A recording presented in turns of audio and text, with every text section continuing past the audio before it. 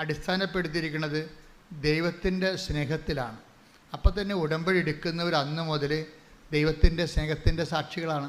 ഉറപ്പല്ലേ? നിൻ്റെ ഭർത്താവിന് സംശയമുണ്ടാകാം, ഭാര്യയ്ക്ക് തോന്നിവാസ ജീവിതം ഉണ്ടാകാം. പക്ഷേ when we come to the covenant, പിന്നെ നീ കാണിക്കേണ്ട അടിസ്ഥാന പെരുമാറ്റക്രമങ്ങളുണ്ട്. അതിലൊന്നെന്താണ്? സ്നേഹമാണ്. സ്നേഹം. പ്രാർത്ഥിക്കുക. കർത്താവേ, എന്നെ അങ്ങയുടെ സ്നേഹത്തിന്റെ സാക്ഷിയാക്കണമേ. എപ്പോഴും ആധ്യാത്മിക ജീവിതം പുരോഗമിക്കുന്നത് കുഞ്ഞു പ്രാർത്ഥനകളിലൂടെയാണ്. അതിന് സഭയിൽ സുഹൃത ജപം എന്ന് പറയും.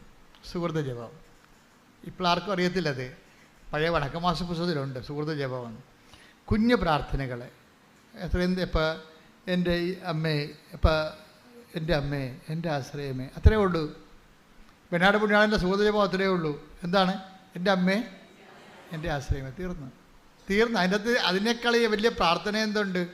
എൻ്റെ അമ്മേ, എൻ്റെ ആശ്രയമേ. തീർന്നു. ചില സമയത്ത് നമുക്ക് ഒത്തിരി വാക്ക് ഉപയോഗിക്കാൻ പറ്റത്തില്ലേ?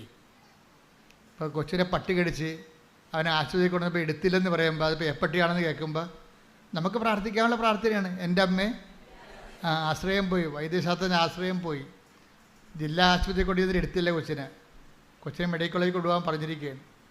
വൈദ്യശാസ്ത്രത്തിൽ നമുക്ക് ആശ്രയിക്കാൻ പറ്റത്തില്ല. പിന്നെ എന്താണ്? എൻ്റെ അമ്മേ, എൻ്റെ. പരീക്ഷയ്ക്ക് റിസൾട്ട് നോക്കുമ്പോൾ, കമ്പ്യൂട്ടർ റിസൾട്ട് നോക്കുമ്പോഴും നിങ്ങൾ തോറ്റൊന്ന് കണ്ടു കഴിഞ്ഞാൽ അയ്യോ എന്ന് പറഞ്ഞത് ബോധം കണ്ടു വിടേണ്ട. എൻ്റെ അമ്മേ, എൻ്റെ ആശ്രയമേ. എന്താ കാര്യം? എൻ്റെ സ്വന്തം കഴിവിലുള്ള എൻ്റെ ആശ്രയം ഞാൻ രാജിവെക്കുന്നു. ഇനി ഇത് വർക്ക് ചെയ്യണത് നോട്ട് ബൈ മെറിറ്റിലായിരിക്കും. എൻ്റെ മക്കളെ, ഇതിൻ്റെ അകത്ത് എന്താ വിഷയം എന്ന് പറയുക? ഇപ്പോൾ ഒരു മെറിറ്റ് പോയെന്ന് വെച്ച് കഴിഞ്ഞാൽ അപ്പം നിങ്ങളെപ്പോഴും അങ്കലാപ്പം, ഞാനായാലും നിങ്ങളായാലും. അപ്പം നമ്മൾ തോക്കുക, ജയിക്കുക, അങ്ങനെ ജയിച്ചും തോറ്റുമൊക്കെയാണ് നമ്മൾ ഇവിടെ എത്തിയത്, അല്ലേ? ജയിച്ചും തോറ്റുമൊക്കെയാണ് എത്തിയത്. അപ്പം തോക്കുക എന്ന് പറഞ്ഞ ഒരു കാര്യം, തോക്കുക എന്ന് പറഞ്ഞതിൻ്റെ അർത്ഥം എന്ന് വെച്ച് കഴിഞ്ഞാൽ നമ്മളുടെ കഴിവ് അവിടെ പരാജയപ്പെട്ടെന്നല്ലേ? അത് സുവിശേഷമല്ലേ? എന്താണ്? നമ്മുടെ കഴിവ് പോയാൽ പിന്നെ എന്താണ്? നോട്ട് ബൈ മെറിറ്റ് എന്നല്ല എൻ്റെ അർത്ഥം, ബട്ട് ബൈ ഗ്രേസ്. അത് നമ്മൾ തോറ്റു എന്ന് വെച്ചാൽ എൻ്റെ അർത്ഥം എന്താണ്? നിങ്ങൾ സന്തോഷിക്കണം. എന്താണ്? ഇനി എൻ്റെ കഴിവ് കൊണ്ട് ഇത് നടക്കത്തില്ല. ഇനി ആരാണ്? പക്ഷേ നിങ്ങളൊരു നിരീശ്വരവാദിയാണെങ്കിൽ നിങ്ങളുടെ ജീവിതം അവിടെ ഫുൾ സ്റ്റോപ്പാകും. നിങ്ങൾ ഈശ്വരവിശ്വാസിയായുള്ള ഗുണം എന്താണ്? നിങ്ങളുടെ മെറിറ്റ് തീർന്നാൽ ഇനി കർത്താവിൻ്റെ ഊഴമാണ്. Not by merit but by grace. ഇനി ഗ്രേസ് വരേണ്ട കാലമാണ്. അത്രയേ ഉള്ളൂ. അപ്പോൾ നിങ്ങൾ 2 പ്രാവശ്യം തോറ്റു കഴിഞ്ഞാൽ അതിൻ്റെ അർത്ഥം എന്താണ്? നിങ്ങളുടെ ഗ്രേസ്, നിങ്ങളുടെ മെറിറ്റ് സീറോ മെറിറ്റിലാണ്. ഇനി എന്തെങ്കിലും സംഭവിക്കണമെന്നുണ്ടെങ്കിൽ ദൈവം അത്ഭുതങ്ങൾ പ്രവർത്തിക്കണം, അല്ലേ? ഇപ്പോൾ ദൈവത്തെക്കുറിച്ച് എന്താ പറയണത്? അത്ഭുതങ്ങൾ പ്രവർത്തിക്കുന്ന 4:2 എടുത്തവനെ ഹെബ്രായർ 2:4 അടയാളങ്ങൾ, അത്ഭുതങ്ങൾ, പല വിധത്തിലുള്ള ശക്തമായ പ്രവൃത്തികൾ എന്നിവ കൊണ്ടും തന്റെ ഇഷ്ടത്തിനൊത്ത് പരിശുദ്ധാത്മാവിനെ ദാനം ചെയ്തുകൊണ്ടും ദൈവം തന്നെ ഇതിന് സാക്ഷ്യം നൽകിയിരിക്കുന്നു.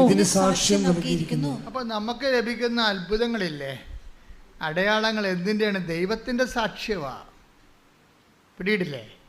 അത്ഭുതങ്ങൾ, അടയാളങ്ങൾ. പറഞ്ഞേ, അത്ഭുതങ്ങൾ, അടയാളങ്ങൾ. ഹെബ്രായർ 2:4 അത്ഭുതങ്ങൾ, അടയാളങ്ങൾ. പറഞ്ഞേ, അത്ഭുതങ്ങൾ, അടയാളങ്ങൾ, പലതരത്തിലുള്ള വീര്യപ്രവൃത്തികൾ.